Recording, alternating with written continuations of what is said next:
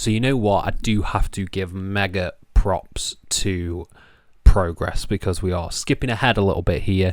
That send-off for Meiko Satomura was amazing. It was beautiful, and I'm quite emotional about it. So what I'm going to do is I'm just going to pop off and listen to the song that I listen to when I'm sad, and that is Far Away by Nickelback. So I will see you after the intro.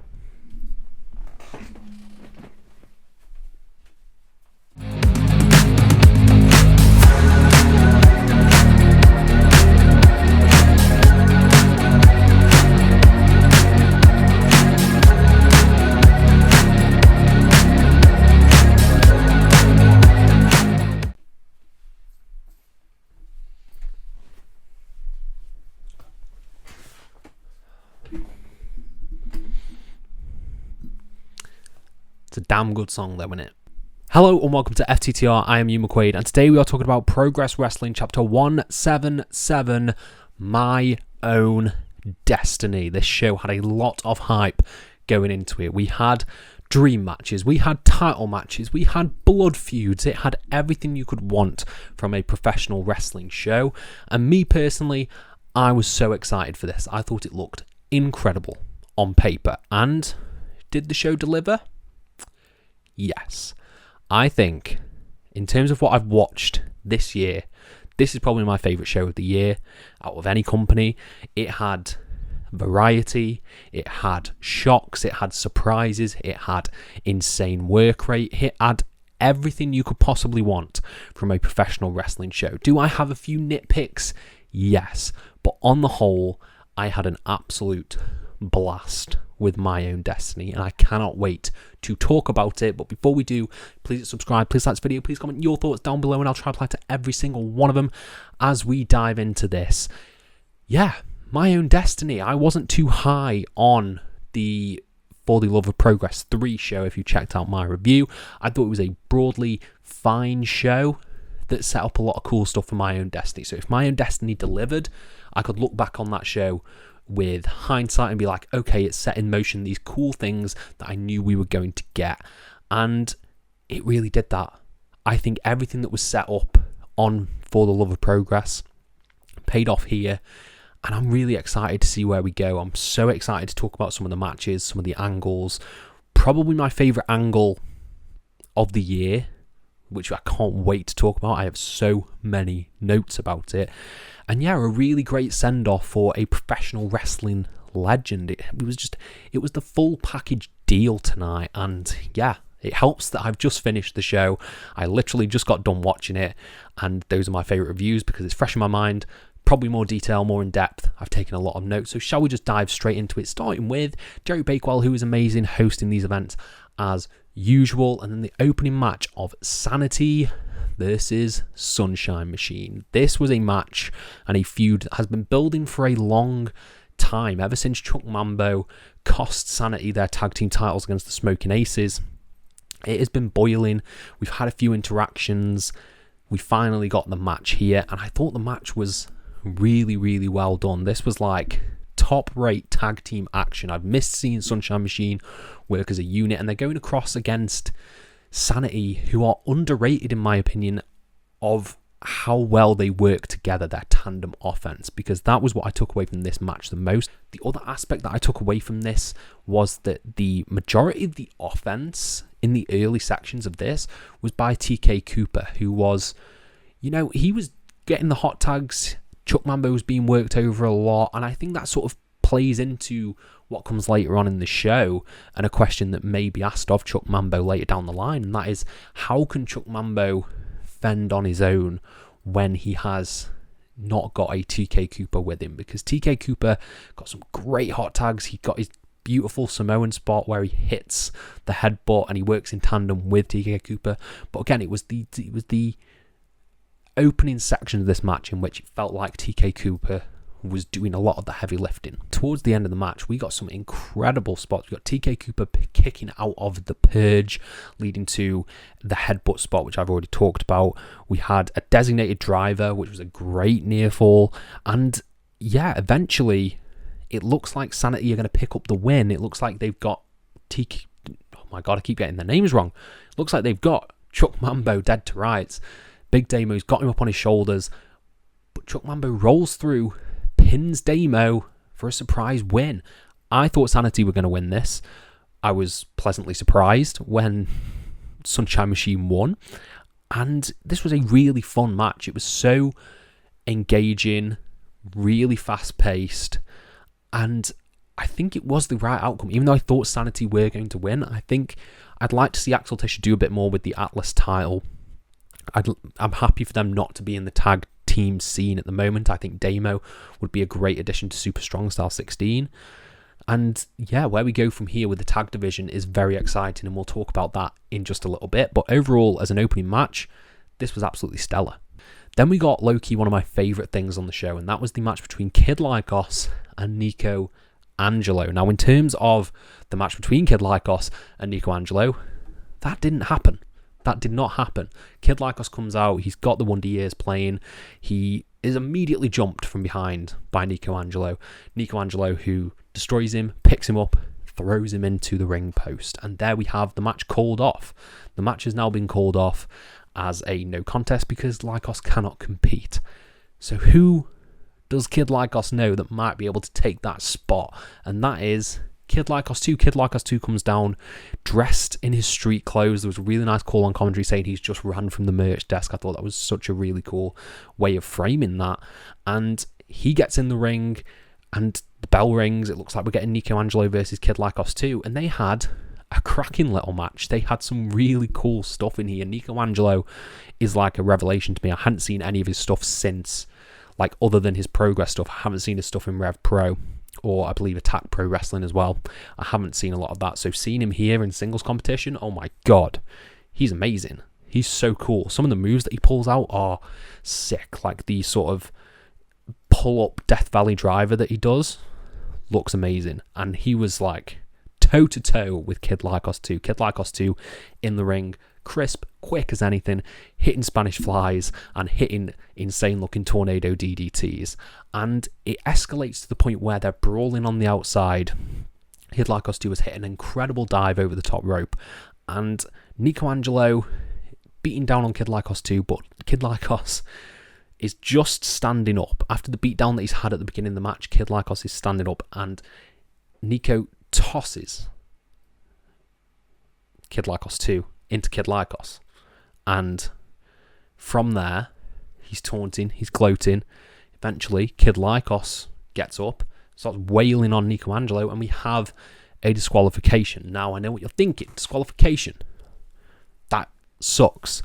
I think in this feud, I think that disqualifications have been executed to the point where I've got enough out of the matches that I'm fine with the disqualification.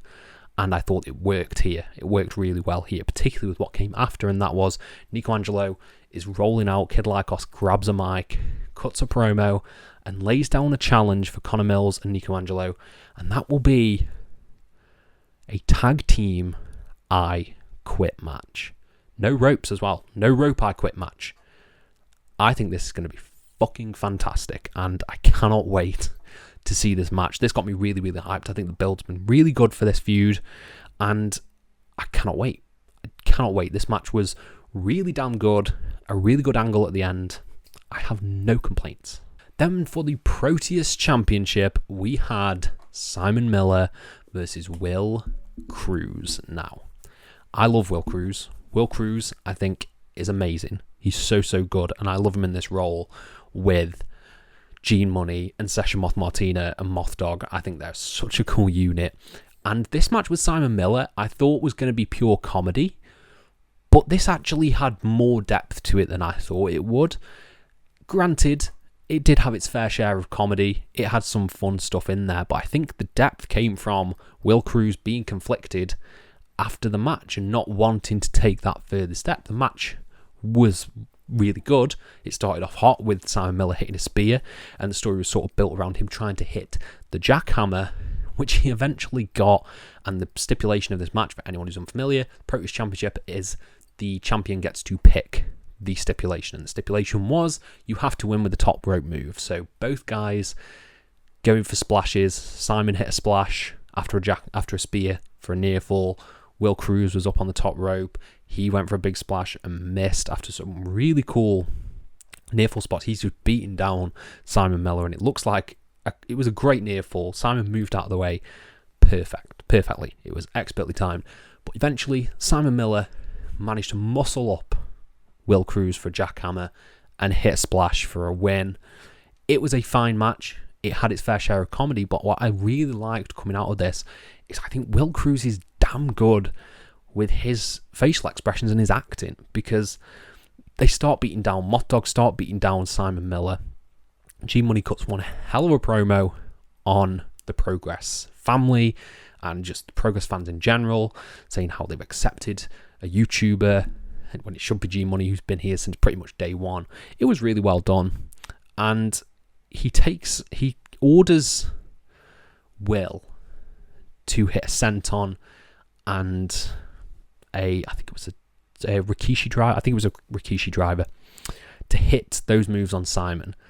And Will, after being called a disappointment by Gene, is very conflicted about this. And he has such a good, conflicted face. I was like, I really feel for Will Cruz here. This is really sort of heart-wrenching stuff. It's so well done. He does then hit the senton and still looks conflicted afterwards. Then Gene takes the belt, the Pro Team Championship, away from Simon, takes it to the top of the ramp, says he's a damn dirty dog. He's called a damn dirty dog because he pisses on other people's territory. And he goes to piss on the Pro Team Championship, but Simon crawls through, goes to the top of the ramp, chases them off, and gets the Pro Team title and holds it high. I thought this was a really well executed angle. I really liked a lot of the stuff that came after this match. The match was fine, but it was really elevated by the angle that came afterwards. I was a big fan of it.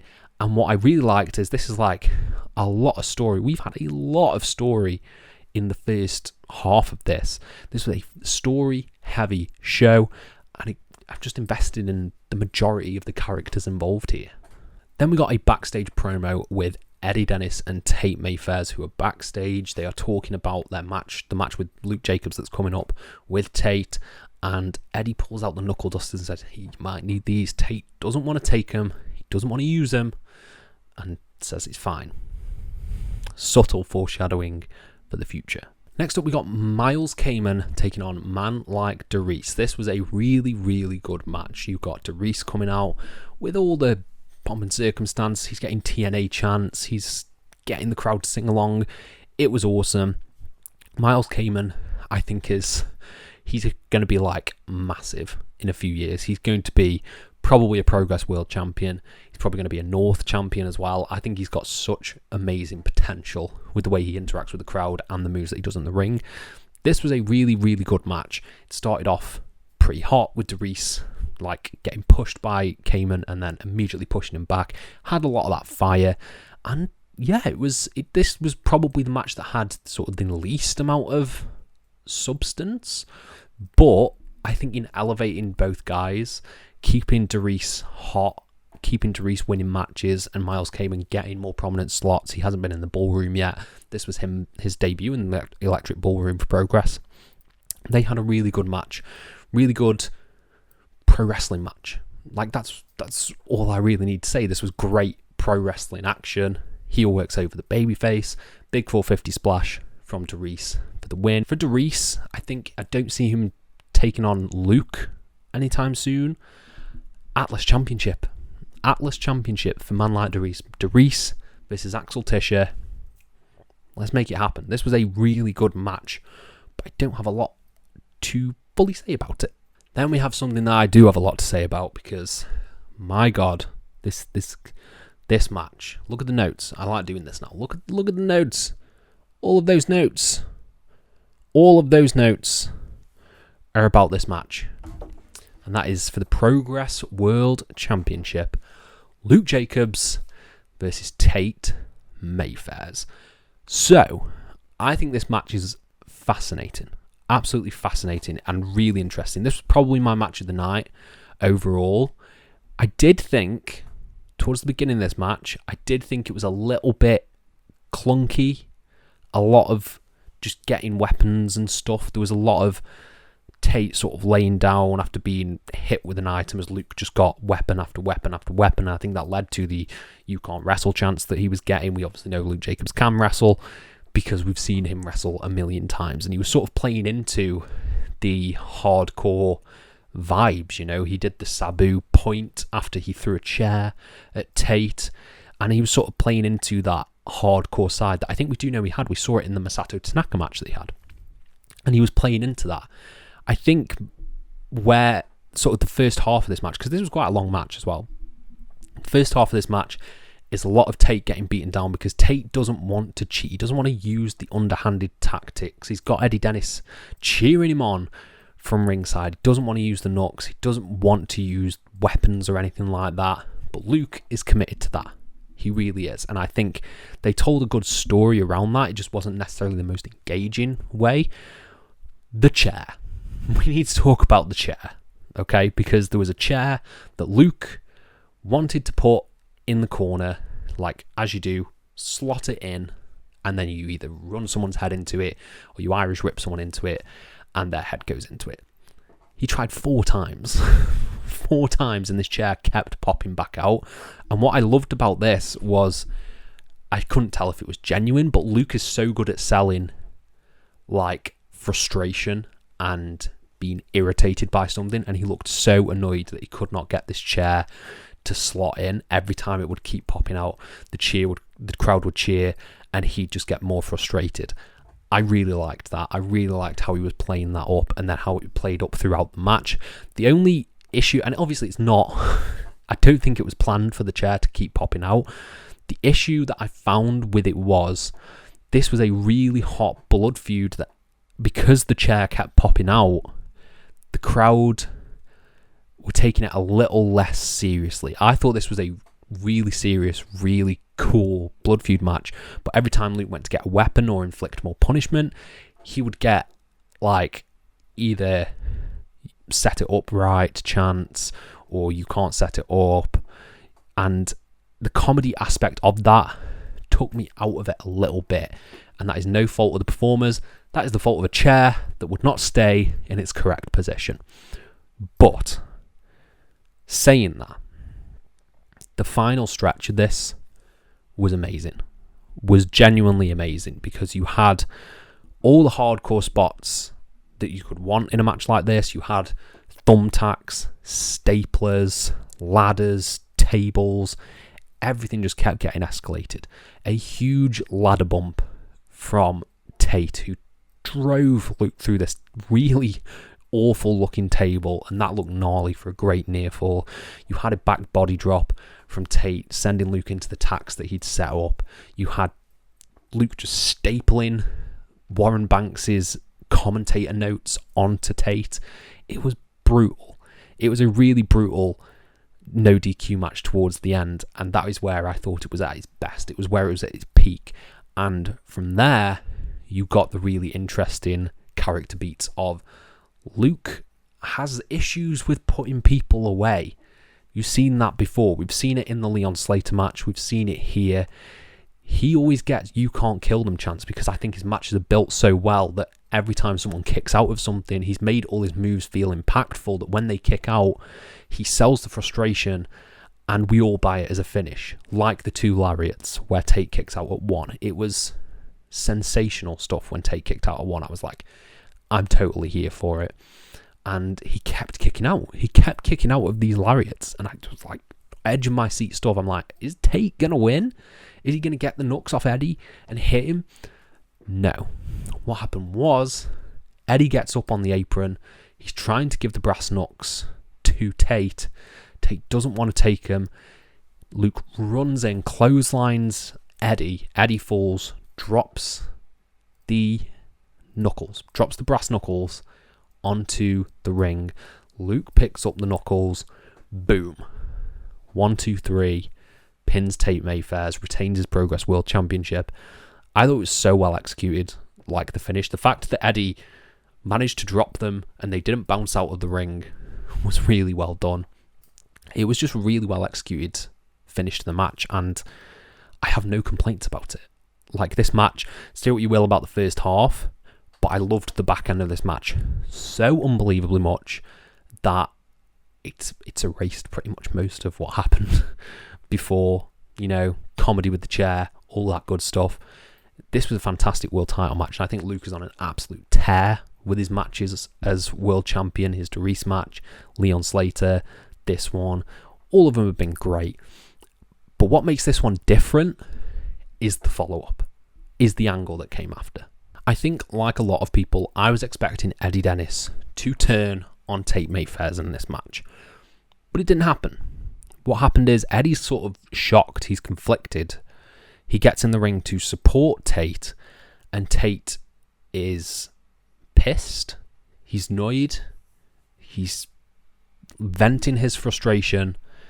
He low blows Eddie and spits on him. And then I'm like, oh, they're turning Tate heel. I don't know how I feel about that, because they've done such a good job of building him up as a good guy, as a babyface, that I'm like, okay. I was into babyface Tate Mayfairs. I think it's a bit... We don't need to pull the trigger on a heel turn just yet.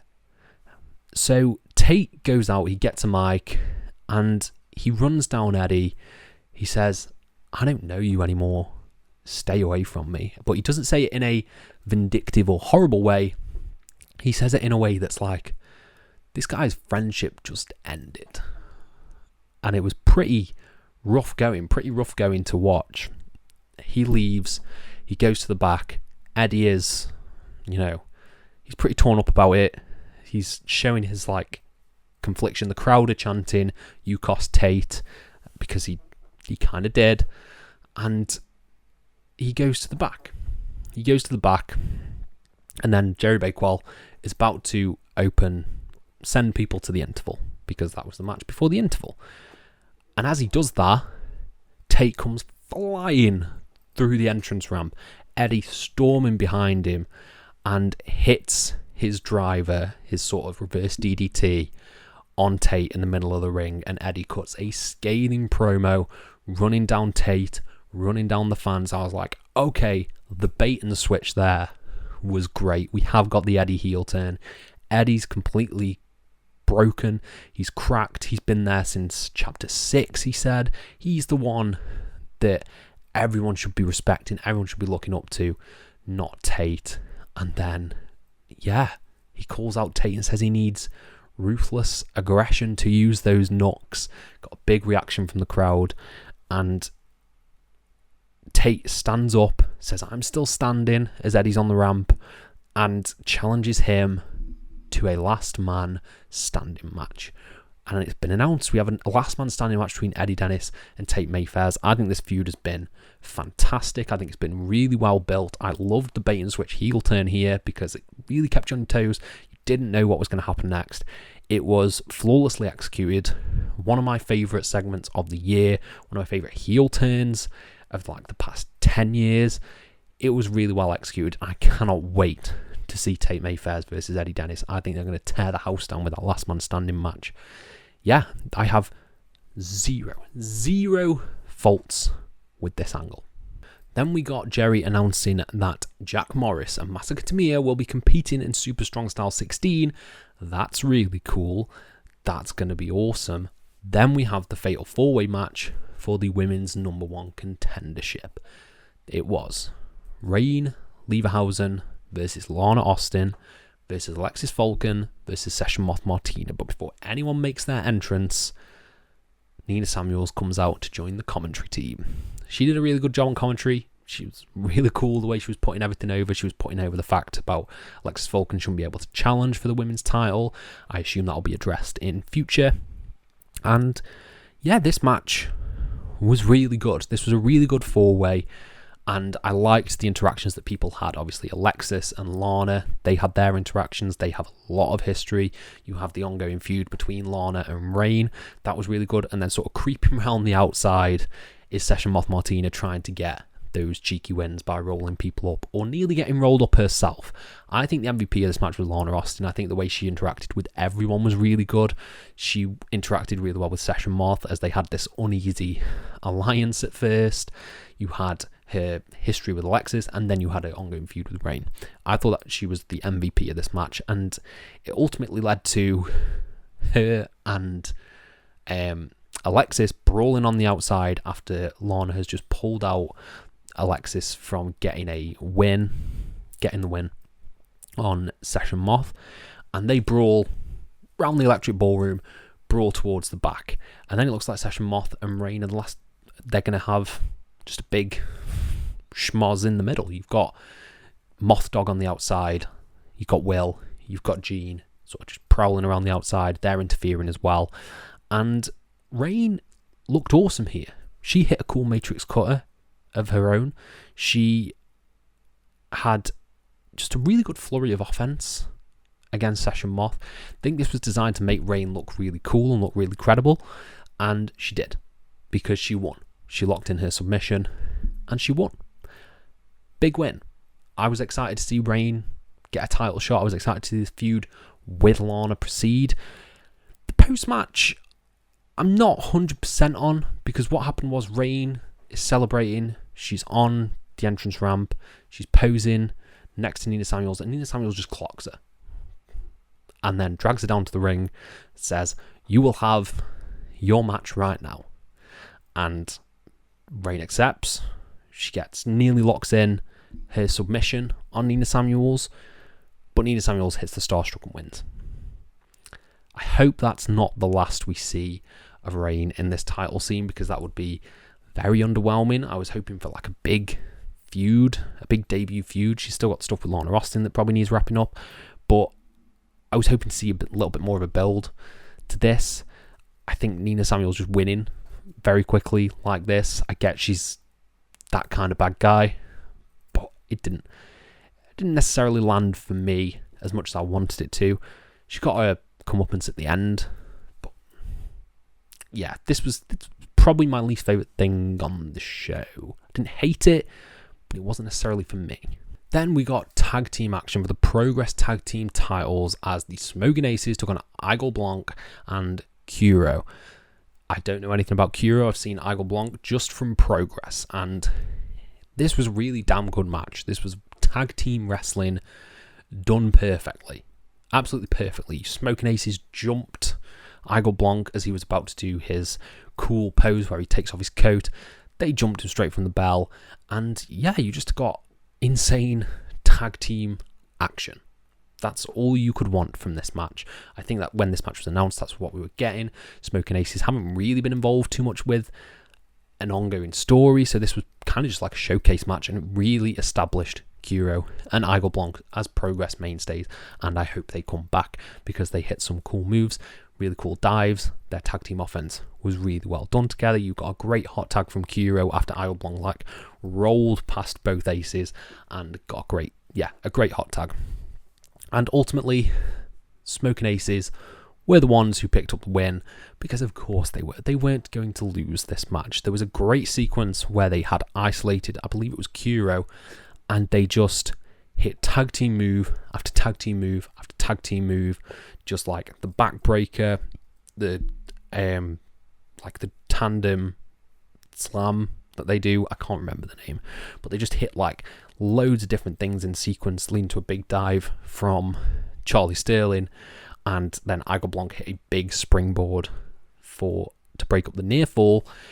It was really well done, like just the way they were isolating everyone. It was tag team perfection, and considering we don't get a lot of great tag team wrestling as of late, just in promotions in general, I was super happy to see this. Smoking Aces are amazing together, and Smoking Aces win. They hit the Smoking Ace Crusher for the win.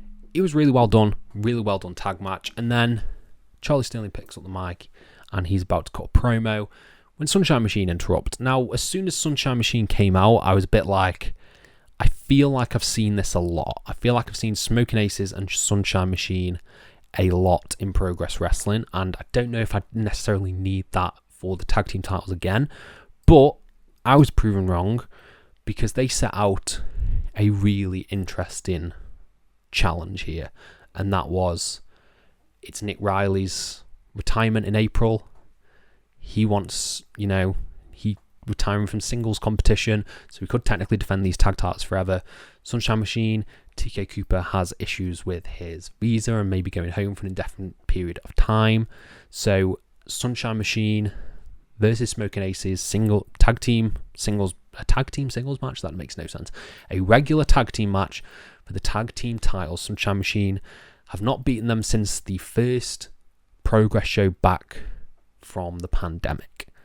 It's been a long time, and I think this sets a lot of cool things in motion. Sunshine Machine winning the titles. I just think it's going to be really... I can picture the end of the match being Sunshine Machine win, all four of them hug in the ring, because I think these teams are synonymous with the Progress Tag Division, and they are intrinsically bonded together.